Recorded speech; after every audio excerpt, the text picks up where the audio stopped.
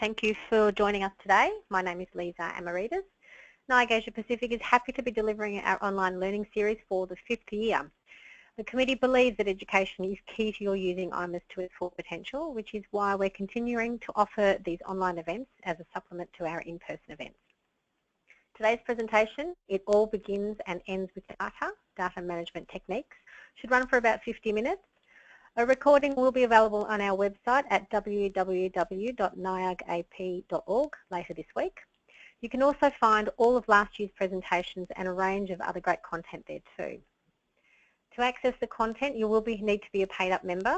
If you're a member but don't have a login, please send me an email at membership@niagap.org and I'll arrange one for you. If you're not a member and would like information on how to join, please visit our website www.niagap.org and click on the membership link along the top navigation. Right now we have all of the lines on mute to avoid any background noise. If you do have any questions, please type them into the questions pane. It's located under the PowerPoint presentation screen and we'll work through them at the end of the presentation. So I'd like to introduce our presenter today. It's Michelle Lelempsis. She's the lead solutions consultant at Causeis.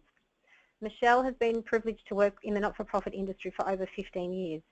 Before moving into consulting, Michelle worked at 3 IMAS organisations in positions ranging in positions that managed IMAS, project management, website management and business and as a business analyst.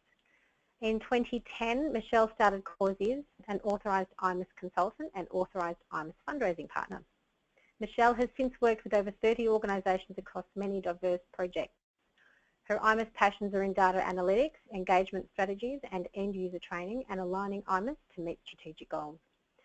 Michelle is also the chair and co-founding committee member of NIAG Asia Pacific and has been volunteering with NIAG since 2007.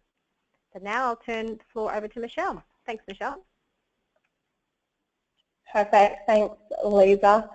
Just before I start, Lisa, can you just confirm that my screen is showing without the GoToMeeting menu on the right?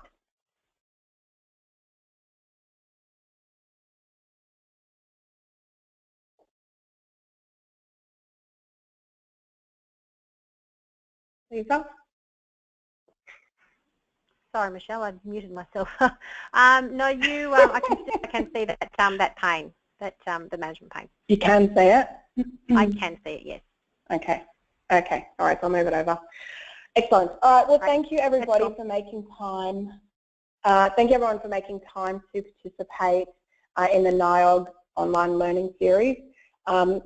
This is our first one for the year, and I do have to apologise. For some reason, I have a cold and my voice is a little bit croaky, so for anyone who went to conference a couple of years ago, thankfully it's not as bad as that, but it is a little bit croaky, so apologies in advance for my voice. Today is in regards to data management and the case for having a data management strategy in your organisation. It's definitely something that I'm quite passionate about. And I will talk through what data is, why it's important to have a strategy, and things that you can do in IMAS to really implement some really quick wins for your organisation. So as Lisa said, I'm a lead solutions consultant at Causeis. We're a Sydney-based team. I've worked with IMAS for at least over 12 years now. I think anyone who works with IMAS would consider themselves a data analyst by default. It's certainly something that I'm quite passionate about. One of the things that I do is work with organisations to identify trends in their data, discrete segments in their data, to really help them grow retention, improve efficiencies, and really get the most out of their IMAS data set. If you do need to contact me, feel free to do so as we go through. You will receive an out of office because I am jumping on a plane later on to head over to an ASI and ASAE conference in the US. But please certainly reach out if you have any further questions. So in terms of the agenda for the presentation, I do want to talk through why you should really care about data management. Why data is important. We're going to have a look at the sources of data that your organisation may have. We know that there's so many different areas that data can touch when we talk about IMIS. So we've got our websites, our staff, our users.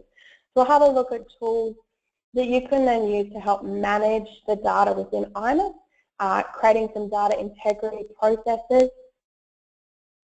We'll look at ways of how you can just integrate data integrity into everyday life. So everyday life of data integrity, it really should just be a habit. It shouldn't be something that just becomes, a chore or something that everyone just kind of rolls their eyes at. It's fundamental to your business. So it is really important that it just becomes a habit that everyone in your organisation is willing to sort of get on board with. We'll go through some examples of how to monitor data integrity and how to set them up. And then like Lisa said, if you have questions, feel free to post them as we go, but we'll then address them at the end. And also if you've got ideas that you've done in your organisation, certainly feel free to share those. So why your organisation should care about data management. So the case for having a data management strategy. So we all know there's the old age rule of garbage in is going to be garbage out. Everybody knows if you build a report and someone has typed in a date incorrectly, then the report is going to be somewhat useless. I think previously we probably focused more on our operational reporting when we spoke about garbage in and garbage out. I think now we've really hit, we're well into the information and the data age. That really for us as associations or charities, not-for-profit, data is fundamental to achieving your business objectives. So it's not just a buzzword, it really is something that your organisation has to embrace in order to remain competitive. Gartner, who actually recently this week held their Gartner Summit, there's a lot of interesting things coming out of that, but Gartner does say that data is considered your single biggest asset for your organisation. So any accountant or finance person would know that you manage assets, fairly strictly. But interestingly, if I asked you all a question, how many of you have a data management strategy or even a data integrity strategy, majority of you probably wouldn't. So how can we manage, protect and control the data that's been given to us, entered into IMIS, and then how we also use it at the other end? So data is the foundation of all evidence-based decision making. So any report that you're running out of IMIS, whether it's a basic operational report, an IQA, a dashboard, or perhaps you're doing data analytics through third-party tools, if the data is not correct, it's going to misinform any of those decisions that you are looking at. So your data needs to be sound, it needs to be complete, and it needs to be validated. So obviously we can't report on certain components of information of our members if the data doesn't exist or the data is not valid. So for example, a really common question that we get asked is, if we want to know how many of our members are over the age of X, or how many of our members are in this particular industry or classification. And the first thing, an obvious question is going to be, where is that data and how frequently have you validated that information? So it's not, sometimes it's probably not good enough just to capture a specific piece of information from a member or a donor at the time of joining. It becomes more important to validate it as you have the membership with them. So if we don't have the information, we obviously can't report on it. And again, we can't track, we can't measure engagement without specific types of activities. We can't, measuring engagement, again, one of the things we get asked for is, Michelle, can you tell us how many people have done this with our organisation? We ask the question, well, how are you tracking it? Oh, we've just popped a note in their record. That's not going to be good enough for reporting on. You need to have data that's measurable. It's data that's easily to be reported on. So using generic activities or notes is certainly not the way to structure that. So let's have a look at what data management toolkits are available and things that you can do to really sort of streamline data within your organisation. So like I said earlier, we know that every single aspect of IMIS and every part of your organisation relies on good data. I'm sure there's probably parts of your business that would say, it's not about the data, it's about me, it's how I deal with the members, it's the experience that they're getting. Yes, that's correct, but they might think that, but if we don't have the information, we can't actually show that to anybody else. So you should go through a process to have a look at where is all the data actually coming from. So in this case study or in this presentation, we're only focusing on IMIS. It's obvious to say that you will have significant number of other areas of data, so your finance systems, your document management systems, you may have other databases for other business units. And in terms of the IMIS environment, anyone who's accessing or contributing to the data, we know it's going to be our staff, so our users. You know, making sure that the users actually know what things mean. Do they know what should be updated? How does a certain field translate into a report? We've got members and donors that contribute through self-service. So having a member portal, you know, it's not nothing new. Everybody has them. But, you know, in the past we used to say, let your members help you with maintaining their data. I would probably say now that members and donors are probably the worst at contributing to really poor information. So they are providing a lot of info through the web. They're updating their addresses, they're updating their communication preferences, they're updating their emails. They might be adding in qualifications, classifications, workplace data, anything that you're asking them to do. But at times they probably don't do it in the best way. So it is important to have a look to see what is it that they can do and how can you streamline it or simplify it so they can't put, you know, that they can't make mistakes. So perhaps instead of a free text field, have a drop down. With any address validation, link it through to, you know, a Google address verification or QAS verification. For those that don't realise, Thrive with IMIS does allow an integration online to QAS, so as they type in their address, it can be verified. So look at using those tools online to help improve the data before it obviously gets committed. You might also have third-party tools that integrate with IMIS.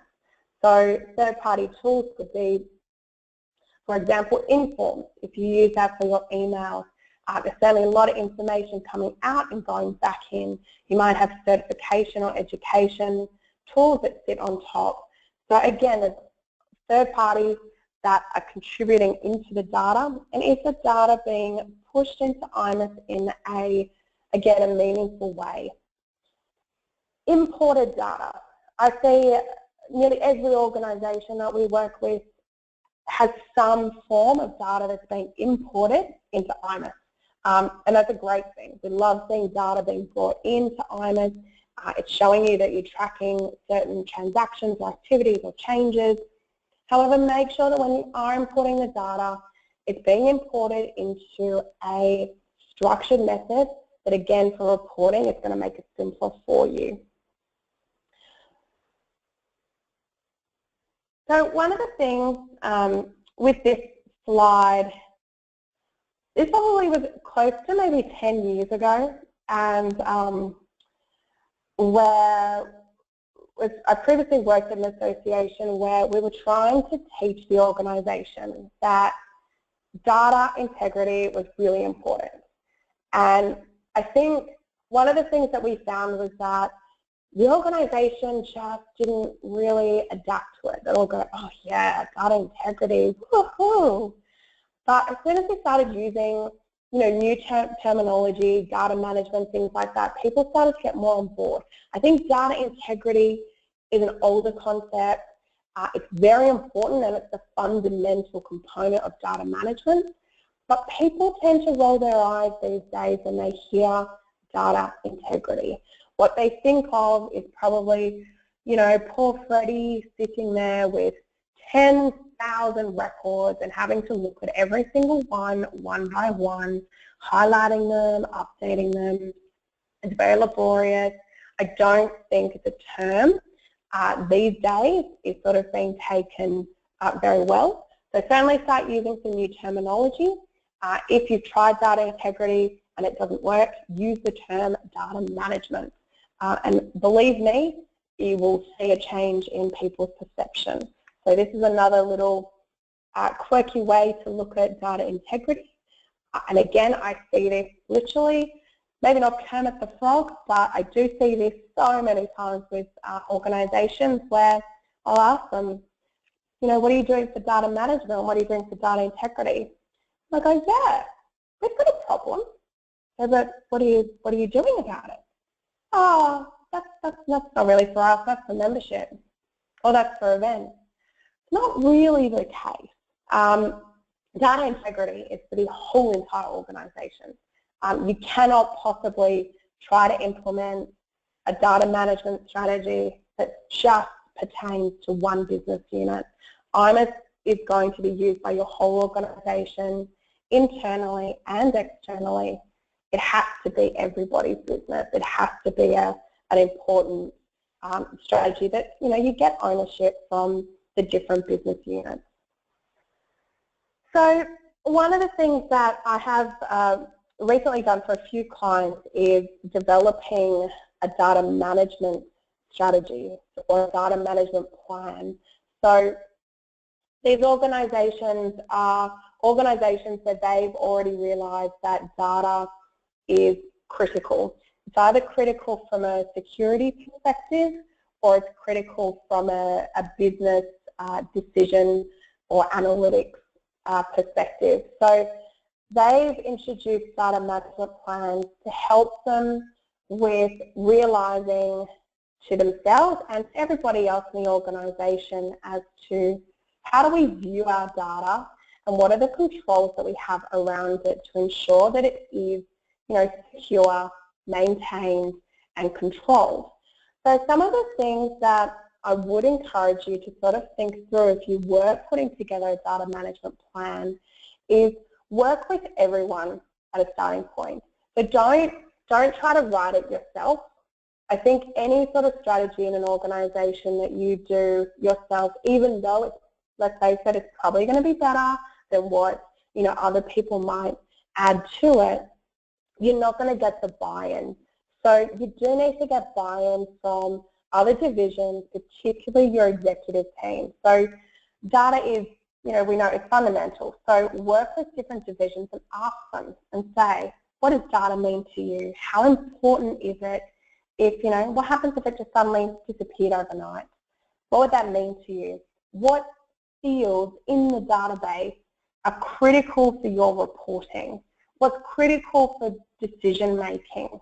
And just start from a really low level, see what they come back with, and work with them to try and put together a data management plan that the organisation can actually own and understand. So for example, it could include who has access to the data.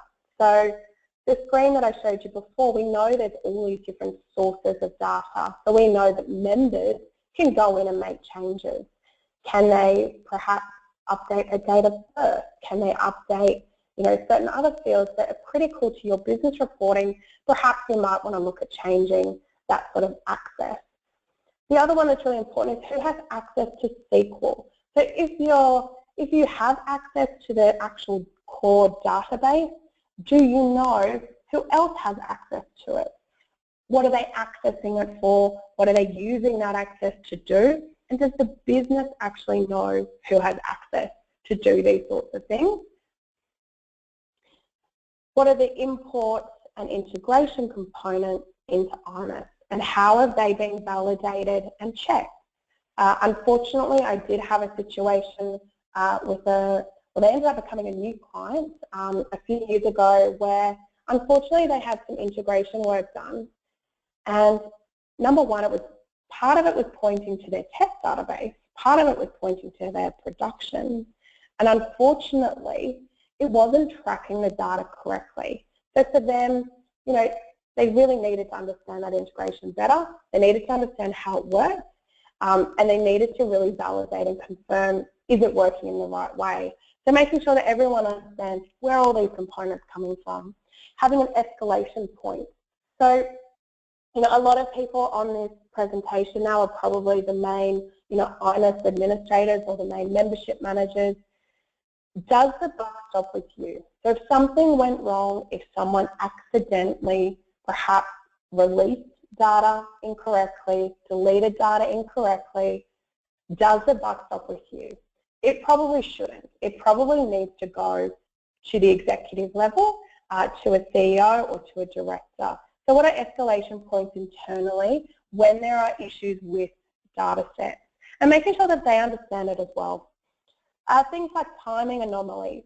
So in your data management plan, you would actually include, do we have gaps where, you know, we don't work for perhaps 2 weeks?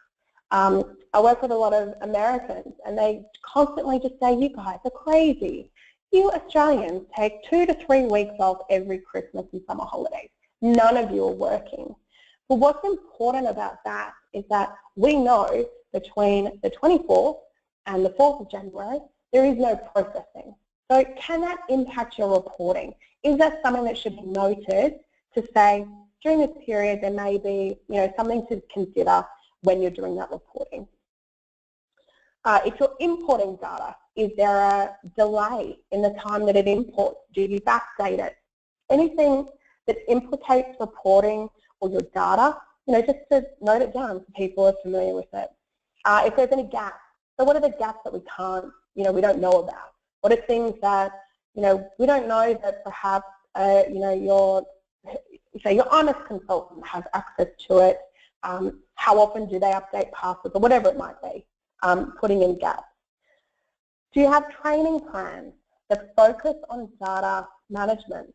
So the first contributor to your data is your staff. So how do you train them? Do you train them from a, you know, click here, do this, enter that, and then here's your receipt and send it to the member or the donor? Or do you explain to them, well, this field means this, and it's going to be used for segmenting our members by their industry so we can communicate to them on certain topics that we've got. So helping staff actually understand what things mean and why they're important. Excuse me. One of the painful ideas is doing a data definition. So it's a little bit painful. It's probably a good day to 2 days of work. But once you've done it, it's really easy to maintain it. So data definitions, go through, take a screenshot of your core data in IMIS and write next to it, what is the use of this field from a finance perspective, from a membership perspective, from a communication perspective, and perhaps from, say, a member portal perspective. So is it used in the portal? Go through that process, write what everything means, because it will definitely help clear up misconceptions when it comes to reporting or to communications, and obviously when you're training people. A lot of companies ask, you know, do you have a data definition for our database? I'll say, well, no, because the record type, you define the record type. I'm ASI or IMIS doesn't know how you're going to use it. So definitely go through that process. I don't tend to talk about third-party products, but there is iDocument, which may help you do some of this documentation. It essentially pulls out all of the key setups in IMIS so that you can then go through and actually add in some information about what is the activity for, how do we use it, and it just helps you sort of initiate that documentation process. You can see in the screenshot, it also allows you to document the stored procedures. So certainly stored procedures you should include in that data management plan as well. The other one that I didn't mention that I'm seeing become more important is for larger organisations, they have an internal sign-off process for any SQL updates that get initiated. So, for smaller ones, it may not be as critical, but as you sort of grow, it is important that you don't have, I don't want to say a cowboy DBA, but, it's probably, SQL updates are not things that you should really have to do every day. They should be planned, they should be structured, and some of us in the business should really know what you're updating, why you're updating it, and if there's any sort of potential risk, how it's going to be implemented, so running it through a test system, running it in production, validating that it has worked correctly. And it's not to sort of, stop people from doing things rapidly. It's really just to put some controls around protecting your environment. Of course, the obvious one is that we should include our backup strategies as well in our data management plan. An organisation I work with asked how frequently their backups were, and when we went through it with them, they just said, you know what, that's actually not good enough for us. We need to have a 15-minute, fail safe, where we're not going to lose anything within more than 15 minutes if something goes wrong. So go through a process and look at what is being backed up, how frequently is it being backed up, and are there, say, transactional logs as well being retained. So if there was ever an issue, you could actually restore, to say 15 minutes ago. Ask those key stakeholders, if we lost data, are you happy to lose a whole day of data? So it is important to go through that process. Some organisations are happy with a daily backup. Most these days know that that's probably not enough. So some of the things that you can also do is, again, knowing that we've got a lot of people accessing perhaps SQL, we've got IMIS, external integrated systems, etc. Is you might want to look at putting some monitoring software into your SQL server. So again, possibly more for larger organisations, but 3 applications that come to mind are SolarWinds, GreenSQL, or Redgate. ASI hosting, for those that are not in a shared cloud environment, will allow you to install this. They do charge for an installation. The reality is, and there's a white paper by ASI on data security, the reality is that if data is going to be stolen, it's most likely not going to be from someone you don't know. So it's going to be from a staff member or someone internal. So these monitoring software is certainly a good way to protect and just track who's accessing what in the environment. So part of our data management plan is to create a minimum data set. So a minimum data set, again, is really to go through and identify what data is critical data. So critical data could really be anything that is important for reporting. It could be anything that's important from perhaps a financial perspective, so running membership renewals, dues, etc. And it could also be things that are perhaps just important from communications or marketing. So you probably want to come up with perhaps 10 to 20 fields that you've determined is our critical minimum data. So if we had to validate fields in IMIS, where to kind of start, this would give you that starting point. So we've got things, some examples could be things like a join date, gender, category, classification, birth date, email, workplace information, etc. So with a minimum data set in, say, the desktop, one of the simplest things you can do is you could just create a custom tab that just pulls in all of those key fields onto one screen. So instead of having everyone in the office click through multiple tabs, they could just have single screen, all of that key data set available to them. So when they're on the phone, they can validate it with the member, directly with them and just say, just checking, we don't have your birth date, what's your birth date, what's your workplace classification, etc.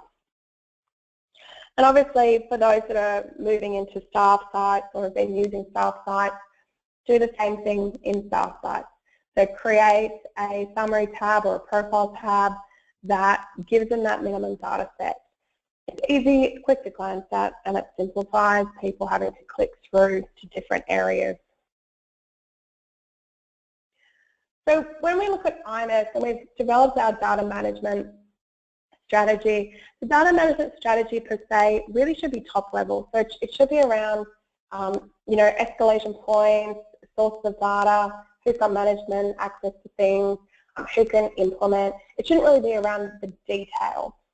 So with how we then implement data management, so it could be data integrity, it could be alerts, updates, etc. These are some of the tools that you should really already have available in IMIS to do these sorts of things. So in IMIS, we can obviously build heaps of reports. We can create exception reports in IQA. We can use SQL scripts if you have access to the database. We can use SSRS reporting, Crystal reports, staff site alerts, process automation plus as well. I'm going to go through each of these in a bit more detail as well. There's at least 6 options in here that you've probably got access to. Okay. So let's have a look at IQA, which, let's face it, you should know it, you need to know it, it's the backbone of IMIS. Everything in IMIS is essentially from IQA.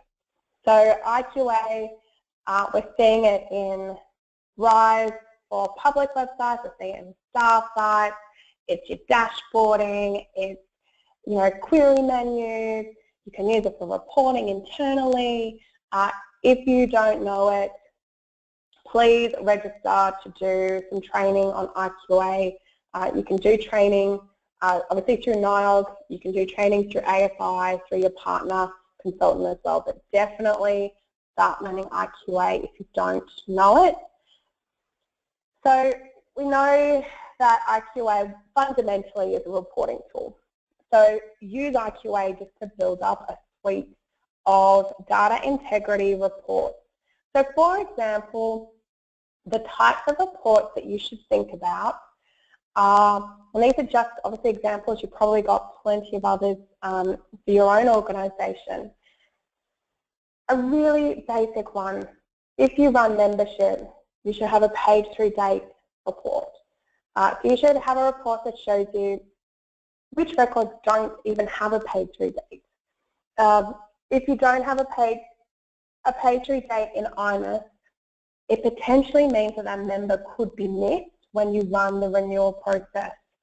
So unfortunately for one organisation, when we did some IQA training, we did this report as an example, and I think they had around 100 and something members that didn't have a page through date. And they weren't complimentary members, but unfortunately for the organisation, these members hadn't actually been paying membership for quite some time. So page through date is really important to manage for membership. If you're running EFT for recurring payments, then certainly set up some basic expiration reports.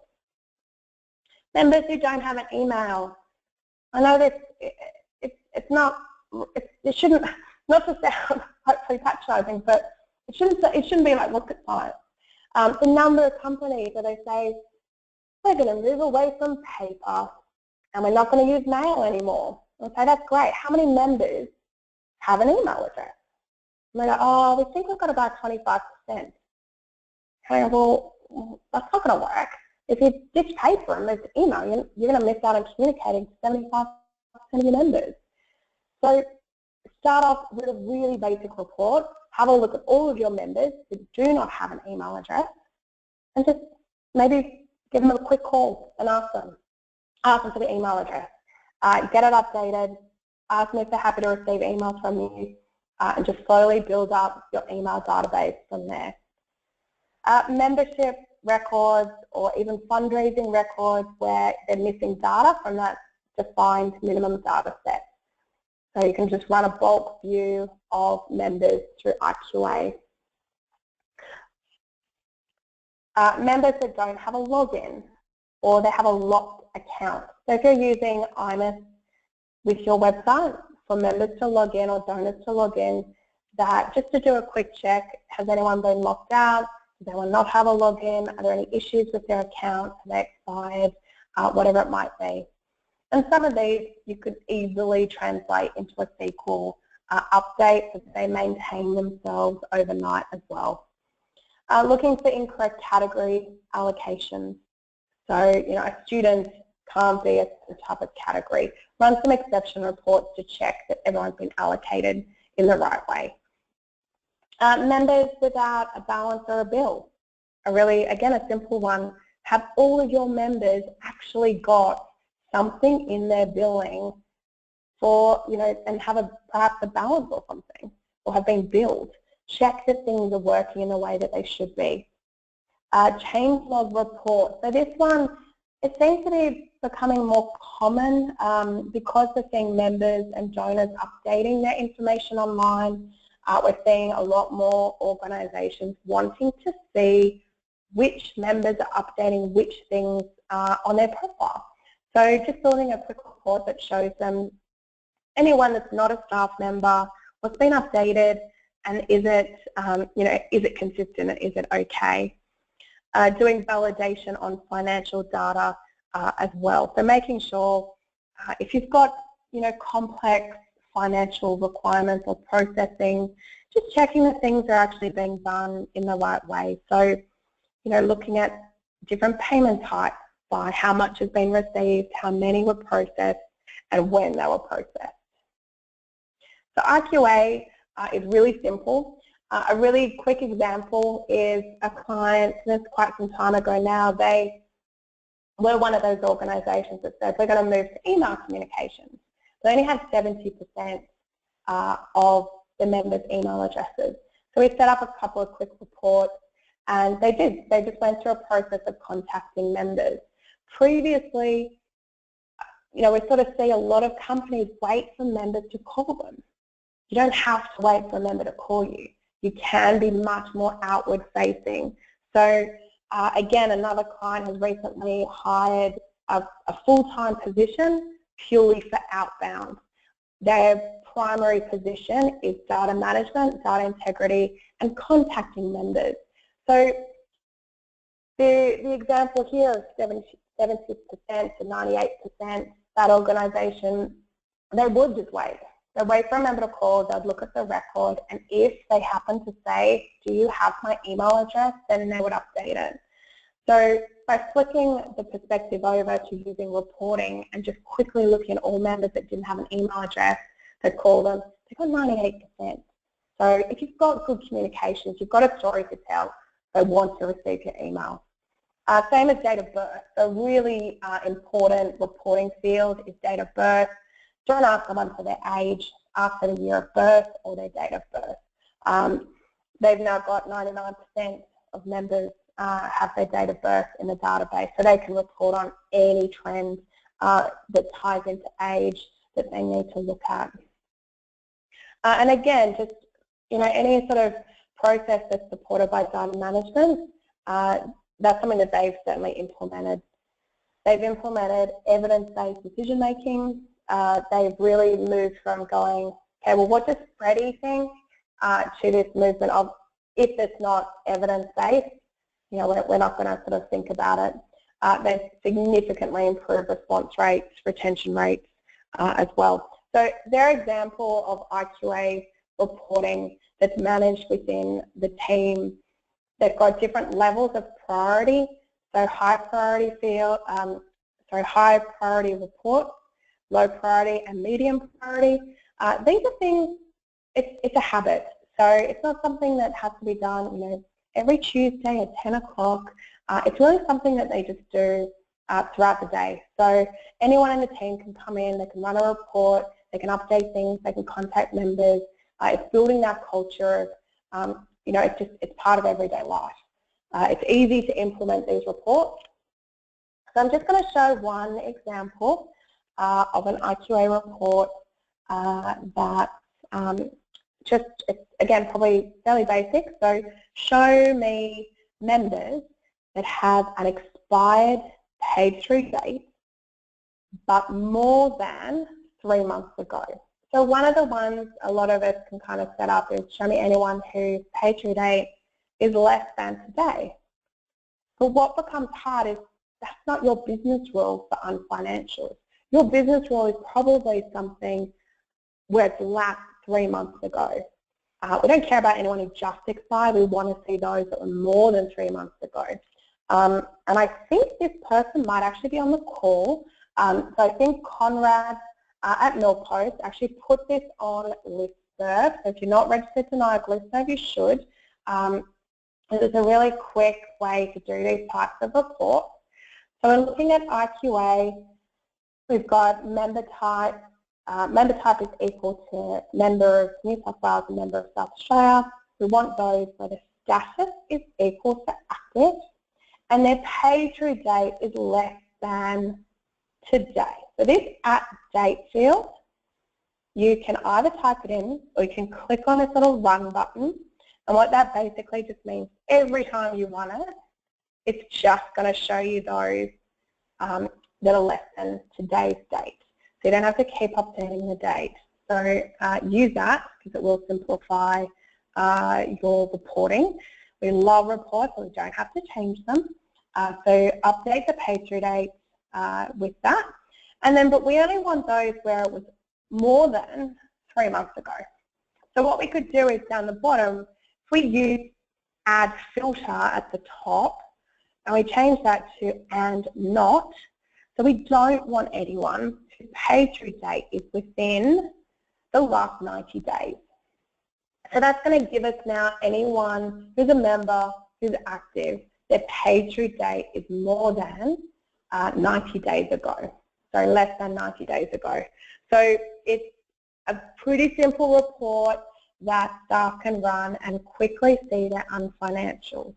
It's also a nice report that you could put into staff sites as a chart to show you how many current unfinancials you have, and then below it you can have the list of members that need updating. Another, a really fairly basic one is where they don't have an email address. So show us any record that does not have an email address or any record, email address is in the address field but not in, say, the primary address field. So we can see this report is looking for where in the address the email is not empty, but the preferred email address, so CS contact email, is empty. So that just could be something where a staff member has put it into the wrong address, so it hasn't flowed through to the primary or the preferred address, or the members updated it online and it hasn't flowed through. They can just go in and check and update those as necessary. Again, like I said, these can easily be converted into SQL updates as well. So a couple of things with IQA. Obviously get training, learn it, use it, it's super easy to use. We hear all the time clients complaining we don't want to upgrade because IQA has been removed from the desktop. It actually hasn't. You can easily put it back into the desktop. Feel free to reach out if you want the details on how to do that. I believe ASI Tech Support don't provide that information, but it's super easy to update it. So happy to share how that's done if you want it brought back. If you are using IQA in the desktop, on your IMIS ID, always pop in the alias of key_contact. What that's going to do is, so for example, on the IMS ID field, we have key_contact here, and what that translates to is it creates this little select button. So whenever someone runs the report straight in the desktop, gives them the little select, and when they click on it, it opens up the record, but it also will load all of the other records that are found in this IQA report in their results pane. So if you've got staff that are, heavily using the desktop, a quick way to make this a lot more user-friendly for them when they're doing some of that data validation or updating. So other reports in IQA, financial reporting, either you could look for exceptions, event setup, so making sure that things have been completed correctly, fundraising processing, looking for anomalies that source distribution codes, source codes, appeal codes are all matching, unposted general ledger entries. So if you're interfacing to your accounting system, have an IQA report that just shows you what hasn't actually been posted to the GL. It's quite common to accidentally miss a few batches for whatever reason. Members not receiving certain communications. So we'll talk about SQL triggers and stored procedures as well. So SQL stored procedures and triggers are obviously a really simple way to automate some of these updates that need to happen on fields. A point to note, if you're in the true ASI cloud hosting, in a shared environment, you may not be able to implement some of these techniques. So check with ASI if you are hosted, if you can or cannot do this. Always test a new stored procedure.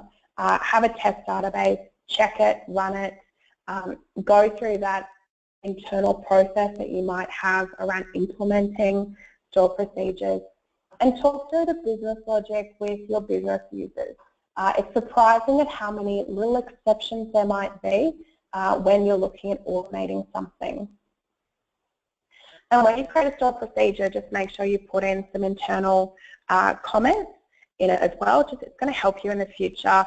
So say who wrote it, when was it written, what's the business purpose or the business rules within it, and if you modify it, just go back in and add comments as well. So with stored procedures, I certainly encourage that you can use them, you can set them up, you can set up triggers. Just be careful. Some tables you really need to be careful of updating. So for example, the name table has quite a substantial number of triggers on it. So you may not be able to do significant updates to the name table.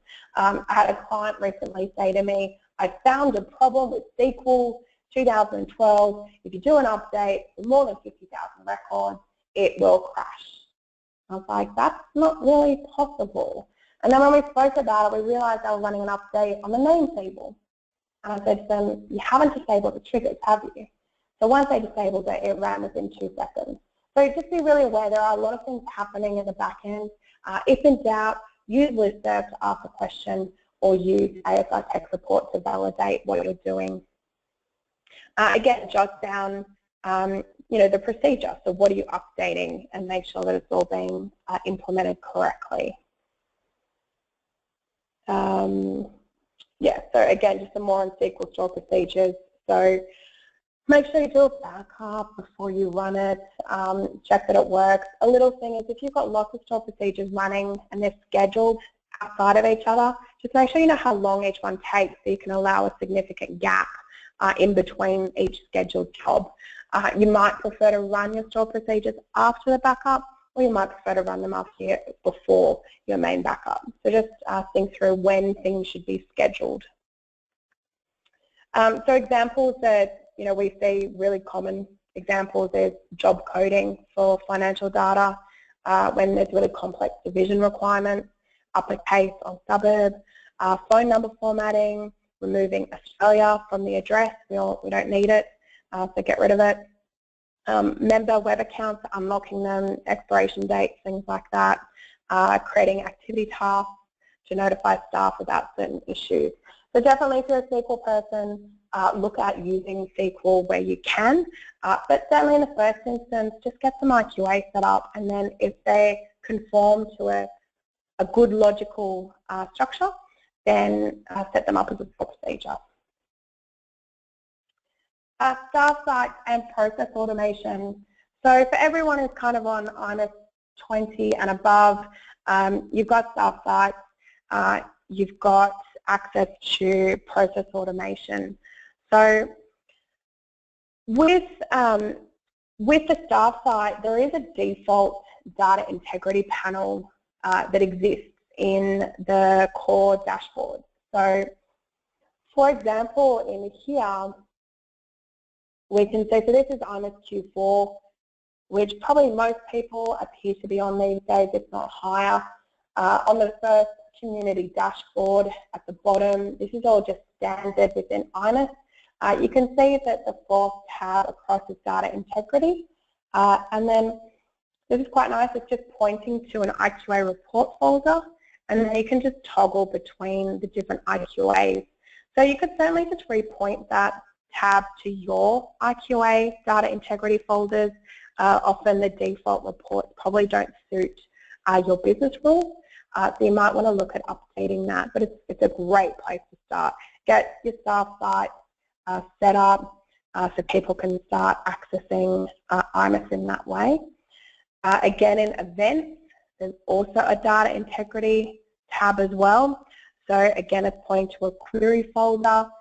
There's quite a few reports in here, so you could toggle through, update them, and you could also just repoint it if you've got specific event data integrity reports.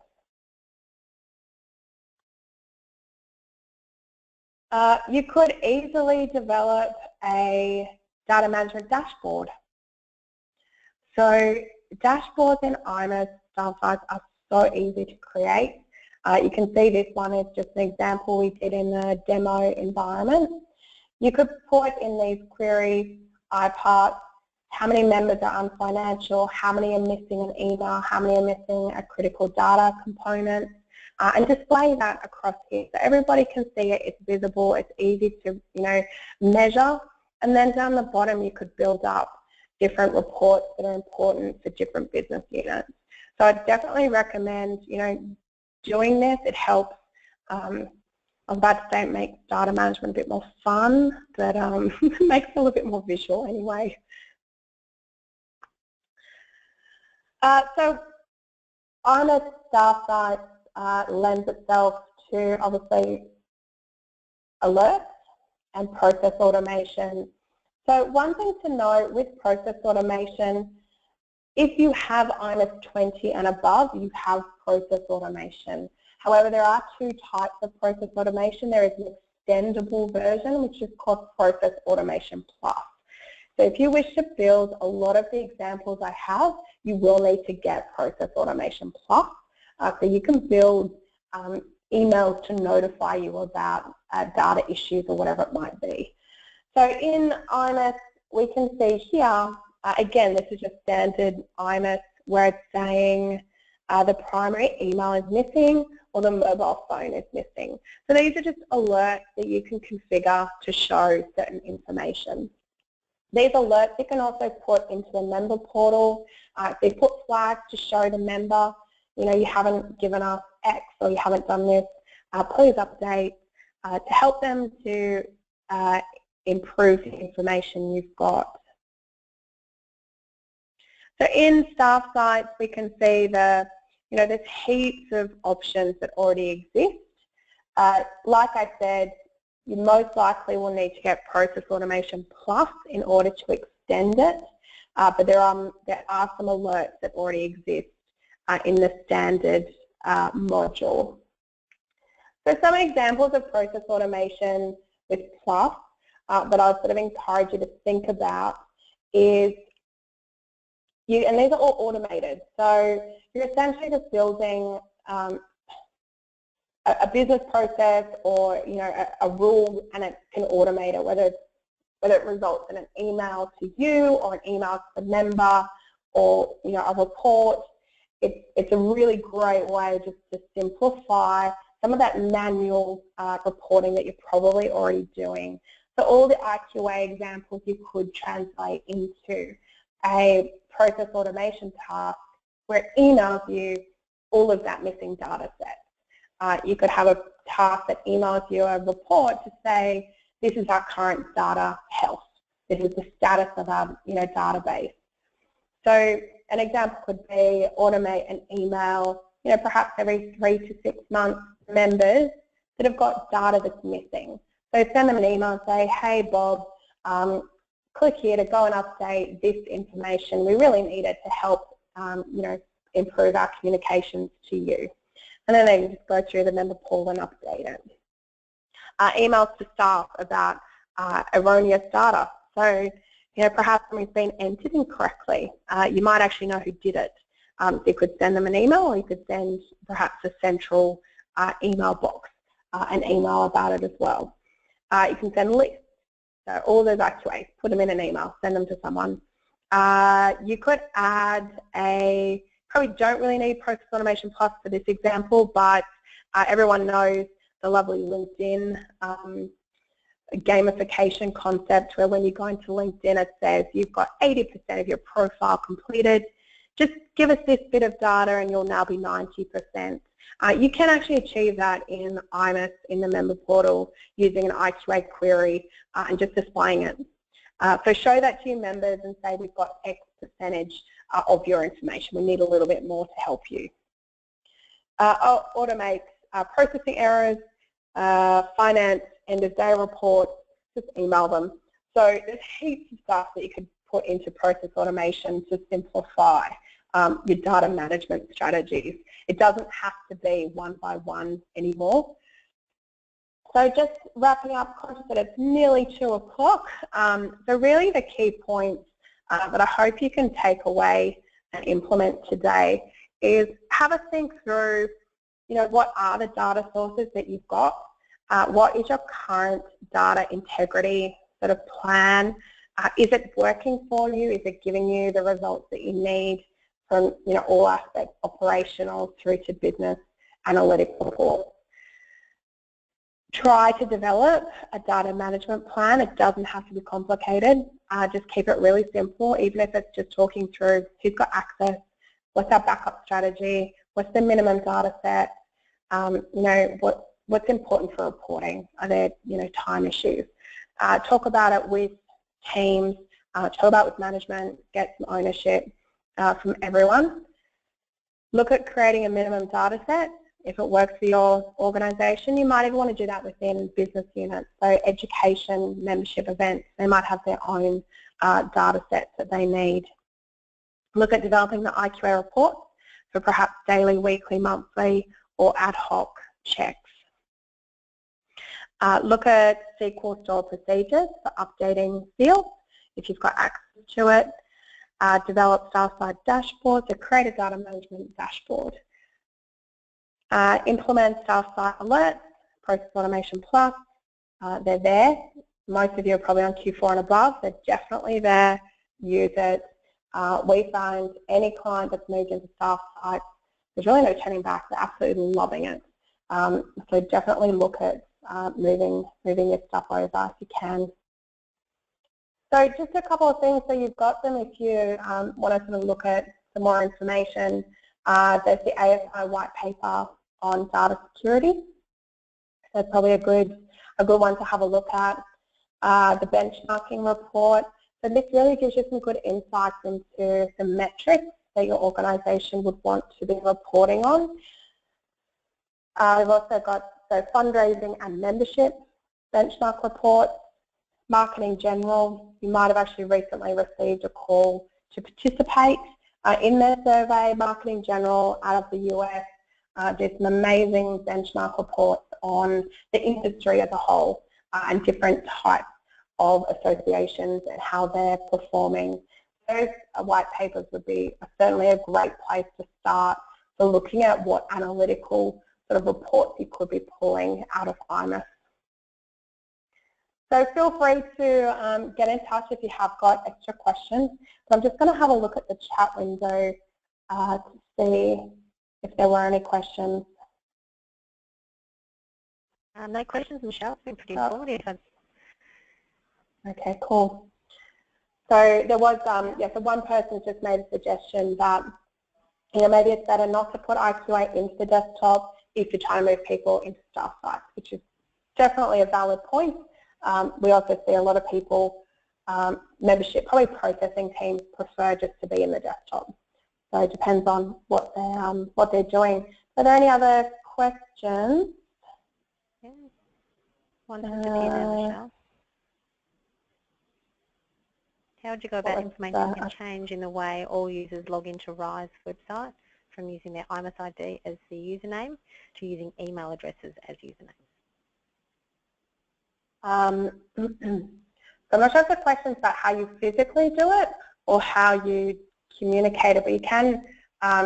We have actually found, again, I feel like I'm plugging another product by the same company, but CSI have a product called iImport, where you can pick up a spreadsheet and import it straight into IMIS, where you can match your fields from Excel straight into IMIS. And one of the fields that you can hit is all of the user credential fields. So we have had a few clients recently move from member number to email address.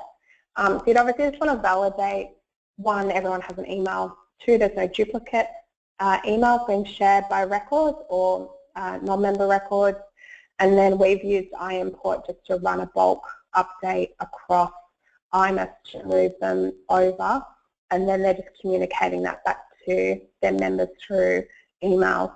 It's certainly, as we know, that's how you tend to log into things anyway, so it's a lot easier for them. Are there any other questions? Fantastic. Thank you, Michelle. No worries.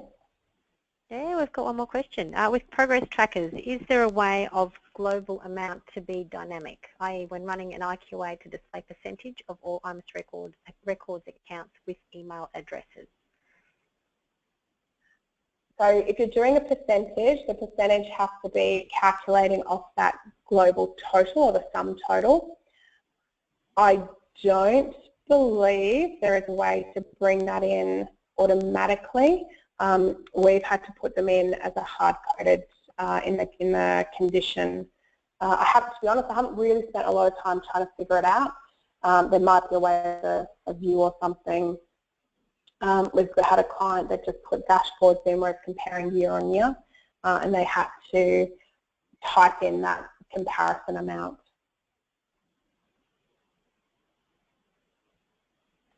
Fantastic. All right, well, thank you, Michelle, for today, and thank you, everybody, for joining us. That's been incredibly informative. We just want to say, again, a final thank you to everyone for joining today. Please look out for our events calendar in your inboxes. We'll be sharing that with you all soon, and we'll also include the dates and the location for this year's Discovery Conference. So thanks again, everyone, and have a great day.